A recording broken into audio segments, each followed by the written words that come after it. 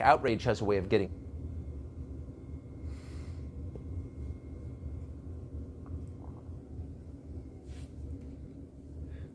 So I already laid my judgment down on Fauci here.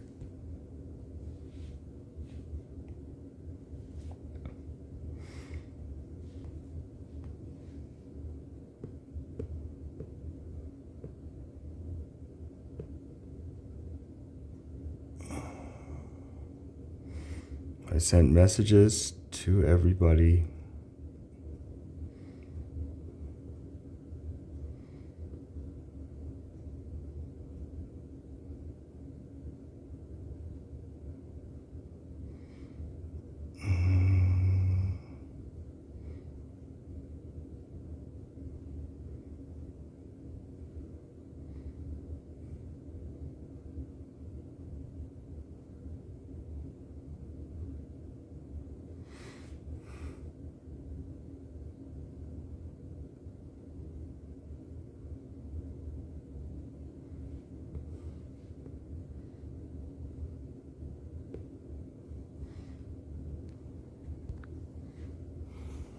Thank you for presenting this so I can see.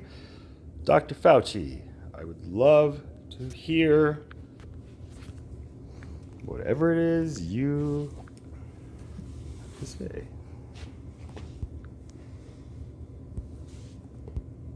Your career. What does that look like?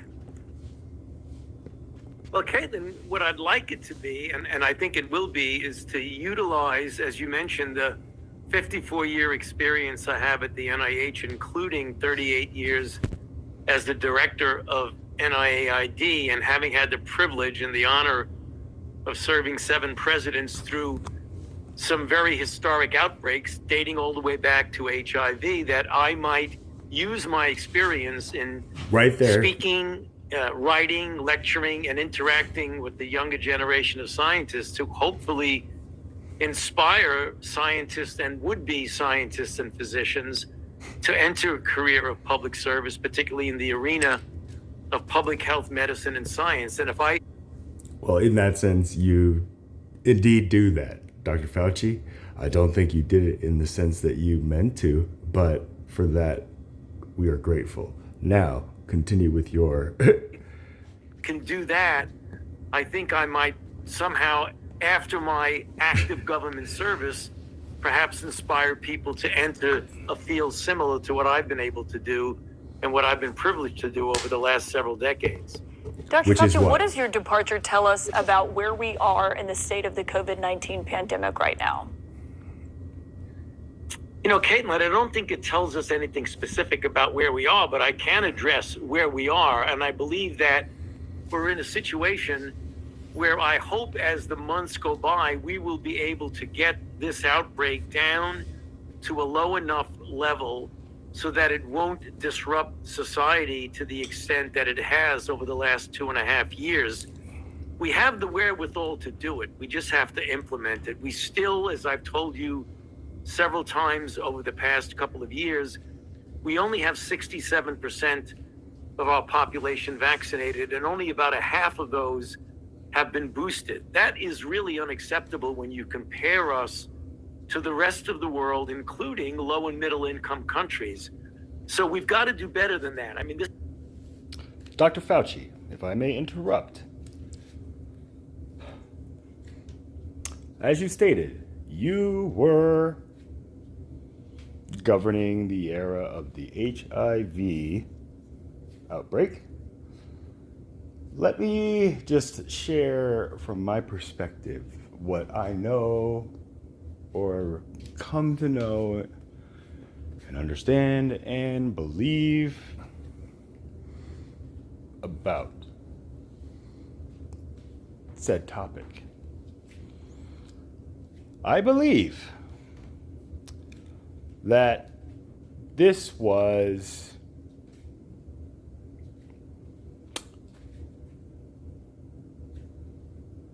not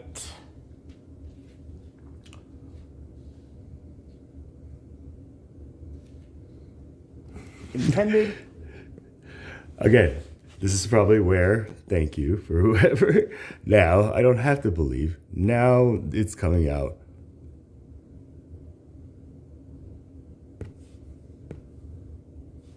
So it's very obvious now that from day one, China was the model that American officials, public health officials, were using to respond to COVID here. And in fact, it still is the model. And in fact, lockdowns are still happening in China. They never really ended. And our public health officials have never stopped applauding those lockdowns. In April of this year, the Chinese government shut down Shanghai. Shanghai is... Now, this is where, again, Ms. Pelosi, I commended you for graciously stepping down on your own recognizance when I held you accountable for the testimony your husband gave and just for heeding the warning that you were given. If we play with fire, we get burned. It's just, it's not, it's a,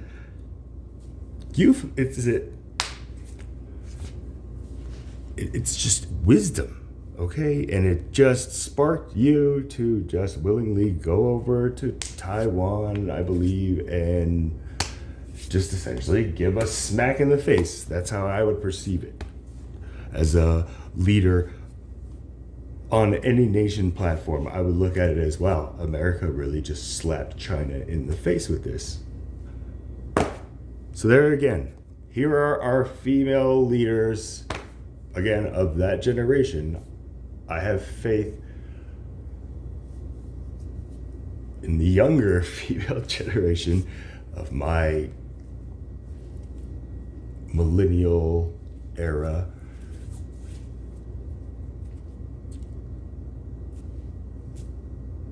But again, China is turning whole cities into prison camps, possibly because of Ms. Pelosi's blatant disregard to the warnings. Just, if you go over here, this will spark all this stuff. Now, shouldn't we as Americans feel guilty as American politicians just look at this light and be like, oh, well, perhaps it's something like this that needs to come to light where, look, we know Fauci tried to model it like this. We have to model it like the Chinese, but like this way. All right. So this is already where the game is unfolding. And this is how you know God is coming down and asking, who told you you were naked at this sense? But largest city in China. It's one of the biggest cities in the world. Shanghai has a population 3 times that of New York City, 25 million people. And all of those people, all 25 million, are now suffering indefinite lockdown. Shanghai is the largest prison camp in human history. So why is the Chinese government... So there you go, Ms. Pelosi, and all the politicians who egged this on. From the Republican side, because I know that there's plenty of evidence I've collected on that. Tom Cotton, I'm looking at you. doing this to its biggest city? Well, no honest person believes it has anything to do with public health, because it doesn't, provably. As of Sunday, yesterday, there were no COVID deaths reported in China, a nation of nearly 1.5 billion people, not one COVID death. So COVID is not a threat to the Chinese government. Political unrest, however, is a threat to the Chinese government, always has been, and that's the point. In China, as in the United States, COVID policy is not a public health matter. COVID policy is a tool of social control. COVID policy is a way for the people in charge to strip from their population the most basic civil liberties and remain in charge. That's very clear, and that's exactly why our leaders... I hope we certainly get to the bottom of this recruitment crisis in the military. In this episode of Chat, we are going to look at a problem. I feel bad for my generation because they... Of course, we have to know what the problem is. Greetings to all of you in the language. To look at a problem. The government is corrupt and rigged against people like me. Okay? I feel bad for my generation because they. Of course, we have to know what the problem is. Greetings to all of you in the language. Do not fill them with darkness. The light of the human heart, when it's given faith, if it were opened up, it would blind the world. May this message give us eyes with which to see, ears with which to hear, and hearts with which to love each other, to love the world, and to do good.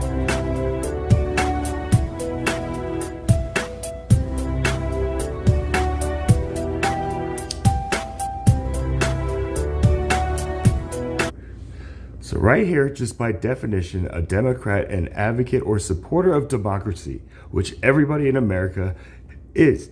As an American, a member of the Democratic Party is secondary.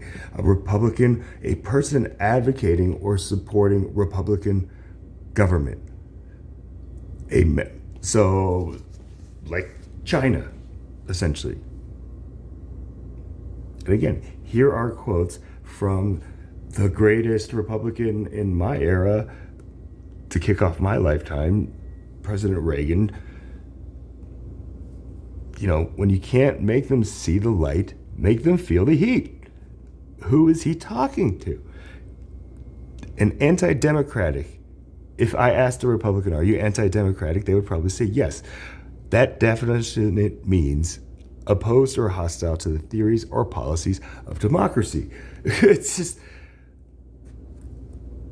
So this is the problem that our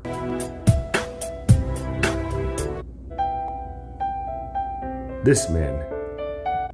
That the way to get ahead in life is to go get a college degree. I'm a college dropout. My chief of staff's a college dropout. Oh, really? Absolutely. When did you drop out? I dropped out after my first year. Oh, wow. Yeah, it's so asinine. I mean, you get there and it's great to be well-rounded and learn all the history and all this stuff, but once you leave, you realize this doesn't actually get me ahead in life. When you could just go start your own business and make money, and actually build something with your. What did you do when you dropped out? What was the first thing you did? I went into real estate investment, tax foreclosure. It was awesome, but I'll tell you, the problem is though, you realize the system's broken when an 18.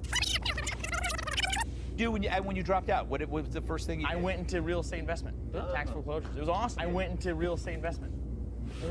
Tax foreclosures. Tax foreclosures. It was awesome. How do those two relate? Okay, this is where it's just honesty testimony coming out and coming back at you, Mason. But again, I don't fault you for what you just said. You are absolutely right. But the way you took business, I question, did you use one with the other? First step in solving any problem is recognizing there is one. My name is Laura Ingraham. I've been at Fox News for 20 years. I was not at Fox News the moment it started, but I was at another network, and that network was having a good time with Fox, thinking, whoa, it's not serious, it's not gonna last. That was the scuttlebutt. And in the beginning, you think you're with the cool network. And then as time went on, I started watching it and I said, that Hannity is really good. The other shows, is Fox and Friends, something's going on here. And it became pretty apparent to me pretty quickly that it did not have an identity crisis, which a lot of the other outlets had. Fox knew what it wanted to be and stayed true to its mission. That's the key. Fearlessness is a... So here's her confession right here. Why did you get into this business with Fox News? Fox News, 25 years ago, kicked off this incredible experiment on if we give the American people free media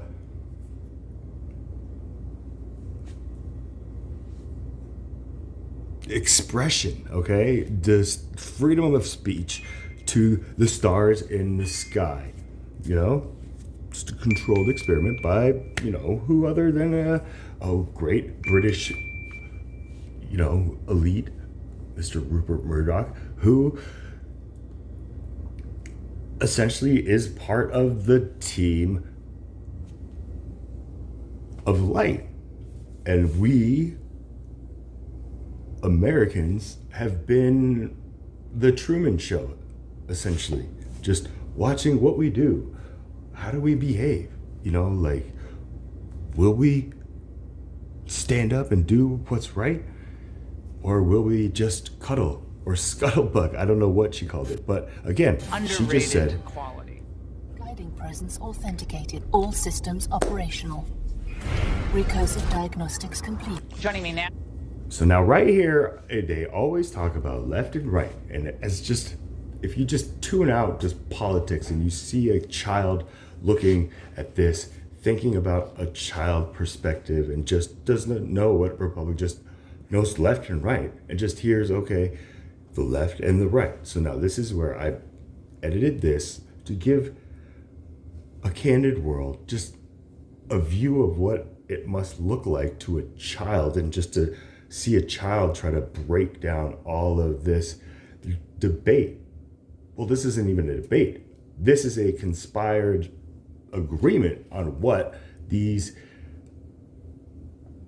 two on one side, the right, again, just Is Arkansas Senator Tom Cotton, who sits on the Armed Services Committee. Senator, absent control of the Did Senate, I even explain it here? because you don't have control of the Senate at this moment. Given the dire situation that we're facing, what can and should Republicans do right now to address what is a 9? So already just not what can American government, her complete focus is what can our party do? One emergency. And then the blinking. Dire situation that we're facing, what can and should Republicans do right now? So here we go. Let's look at this headline right here. The left's grip on military creates recruitment crisis. So when I just, essentially, if I'm a child reading that, I would say, okay, this woman is on the left, okay, tuning out politics, all right? To address what is a 911 emergency. And does a lot of blinking. Laura, we hope to win back control this fall so we can begin to get to the bottom of a lot of what's been happening in this Pentagon, whether We hope to, again, here's his chance to be like, what are you talking about? This isn't about party. This is about America's military recruitment crisis. It's not a party issue. But he doesn't take that light. He takes the bait. it's the foolish and wasted witch hunt looking for so-called extremists or some of the challenges that you outline in our recruiting. But I've taken steps already. Earlier in this Congress, I demanded that all officers being promoted to the general ranks answer a series of simple questions, like, do they believe the Constitution and the Declaration? And there is the conscious glitch. Ask. This is how I totally know something is up. When people glitch out like that. Foolish and wasted witch hunt looking for so-called extremists or some of the challenges that you outline in our recruiting. But I've taken steps already. Earlier in this Congress, I demanded that all officers being promoted to the general ranks answer a series of simple questions, like, do they believe the Constitution and the Declaration is racist? Or do they believe that skin color should be a primary consideration for promotion in the military? And I said that they get it wrong. Here is the left's grip on military creates recruitment crisis. And if they get it wrong, look at the dialogue here. I'm not going to wave their nomination through. And I've got a lot of feedback from the officer corps that is filtered down and the message is being sent. So what did you think? I thought that was kind of crazy. I would have to agree. That they should not be engaged in those kind of politically charged issues, that we need a professional officer corps that does not get engaged in politics in any way and that is focused on the military's sole mission, which is fighting and winning our nation's wars. So right now, unless you guys... That they should not be engaged in those kind of politically charged issues, that we need a professional officer corps that does not get engaged in politics in any way and that is focused on the military's sole mission, which is fighting and winning our nation's wars. So right now, unless you guys have the Senate, You have the majority in the Senate. There's nothing. I mean, you've written the letter, you've asked them the questions, but there's nothing else, you guys. So their light is clearly on just winning the party. It had so much of this left-wing social engineering. I'm not just going to vote for something because they slapped defense on it, and I don't think a lot of our troops want us to either. Now, in the end, we were able to strip out almost all of those provisions, and I was able to support it. Except for these I hope to politicians. do that again this year. But I'm not going to vote for a bill that, for instance, requires women to enter the draft, something that is massively unpopular with the American people, to include women in America. Again, our military... What's unpopular to me is the idea of a draft. First of all, the idea of then, yes, forcing women, I think that, women should be given the choice to enter the draft if it's going to be coming down to chivalry and this male, female binary culture that, yes, we want to preserve because there is value to it. If we're going to live by that standard, then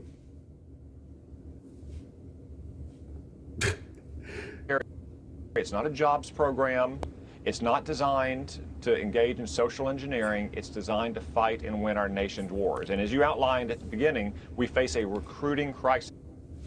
And the war is this political divide that politicians have created amongst themselves to either create some kind of job market, job security, whatever light it shined, that they cannot see what we see here. If you're watching this other graphic that was taken and played on this, this is where we've been tested long before I came to my revelation. Who's awake, who's not? And now it's come to reveal who has been and who hasn't.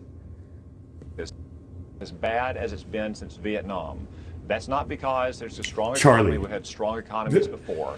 It's because so many kids who might join the Army or the Marine Corps, the Navy, the Air Force, see some of these controversies. They hear about it from people on active duty, and they decide that maybe they don't want to do it right now. Kind of like when I watched all the movies on Vietnam and they would constantly say, we do not want any chinks in our chain. And that immediately just said, oh, what's a chink? Oh, that's it? So they're telling me they don't want me in there. Okay, then I won't go in the military. Just like how when I possibly went to cosmology, I accidentally signed up for cosmetology. And they sent me a mannequin head. And I was like, what? And I just realized I needed glasses, But I had interests in these things, serving my country, but thankfully God gave me this discernment, just being like, no, listen to what they're saying. And then going to cosmology and then saying, no, let's see what you do in this. That's how I act. It's just amazing how it's coming together right now. But Kids who are thinking about joining our military, they want to learn how to kill bad guys. They don't want to learn how to use the right pronouns. that's the problem.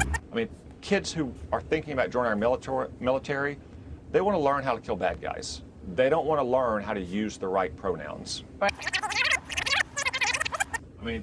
Kids who are thinking about joining our military, they want to learn how to kill bad guys.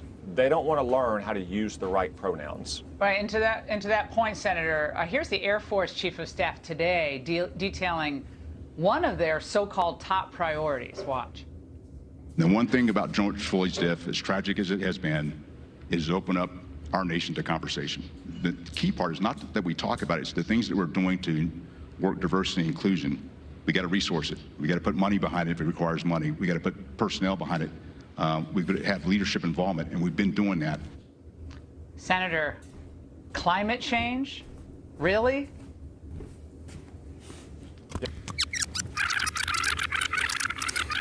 The one thing about George Floyd. And this is where children below me know that our government The idea of our government is stronger than the corruption of mankind. And this is proof. Men like this who are speaking on behalf of our military saying, If as tragic as it has been, is open up our nation to conversation. The key part is not that we talk about it, it's the things that we're doing to. Does it happen to be a coincidence that this is in the Aspen Institute, Colorado? General Charles Q. Brown. Is this all coincidence? Perhaps. Work diversity and inclusion. We got to resource it. We got to put money behind it if it requires money. We got to put personnel behind it. We've got to have leadership involvement, and we've been doing that. Senator, climate change? Really? Again, here's the Air Force Chief of Staff prioritizing wokeness. Just These are not the priorities of an 18-year-old that wants to join our military. We're military paying is for already this. one of the most diverse. We're paying for this. These are not the priorities of an 18-year-old that wants to join our military. But they should be. Already. These should be the priorities of wanting to join the military, to fight injustice in this form where it's a new kind of battle in this. It's a climate change. There's a change in the climate of the American spirit, which was like, we're one, we're united we stand, divided we fall, and we can help everyone, and liberty and justice for all. That's, like, and if we're calling it wokeness now, then perhaps this is the result of what happens when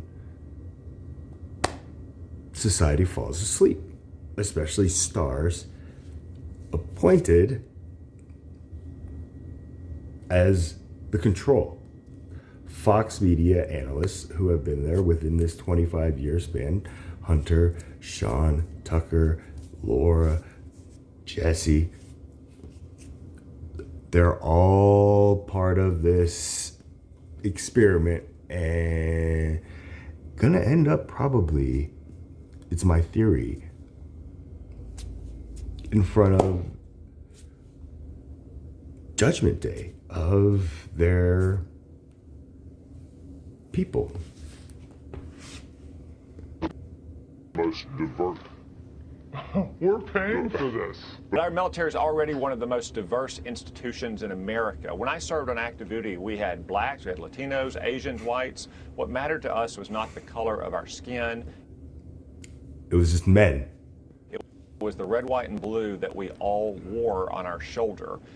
But when you hear this from these liberals who want to neuter the military year after year, that the military is full of racial extremists and sexual predators, that it produces all these traumatized, fragile, anti-democratic, 100% patriotic eggshells, that America is not a country that we should be proud of and be willing to fight for, we shouldn't be surprised that young men and women are reluctant to sign up for our military. The CIA director referenced the issue of the climate. Look at these headlines. The left is looking for the next thing to destroy. These were the actual... Watch. Okay, but the blinking. I think we have. The biggest existential. The CIA director referenced the issue of the climate. Watch. I think we have. The biggest existential threat in many ways is climate change. So it is our responsibility to help policymakers in the U.S. government understand the consequences of climate change. We created as part of a new mission center, a unit that's focused on these issues. We've expanded its staff. Really? So this is what our CIA is pushing. The Air Force is pushing the diversity, equity, inclusion agenda. What do you think China's thinking watching all of this? Can they actually believe it's going to be, this is the United States of America? Well, China. Right? That's pretty China's scary. probably laughing that a major political party and its chief enemy, the Democratic Party, wants to hamstring. China's probably laughing that a major political party and its chief enemy. So this is where I ask myself, is Tom Cotter, a Republican, fighting it on the other side, just trying to test the other left on wokeness? So this is where I give Tom Cotter a pass. I have to give Laura Ingraham the full blame of just not coming out, just whatever this whole dynamic is. The Democratic Party wants to hamstring oil and gas production, in which we're the world's leader, and they want to empower so-called green energy technology, which China is the world leader of. That would be their national strategy. But climate change is not the single biggest existential crisis that we face. The biggest existential crisis we face is that China wants to replace us as a world superpower, and they are rapidly building out their nuclear forces that may one day overmatch our nuclear forces. That's a real existential crisis. Well, Senator, I hope we... Right there. Left's assault on military emboldens China. What do you mean superpower? They're trying to take over as a superpower? They've been around longer than any other power that's...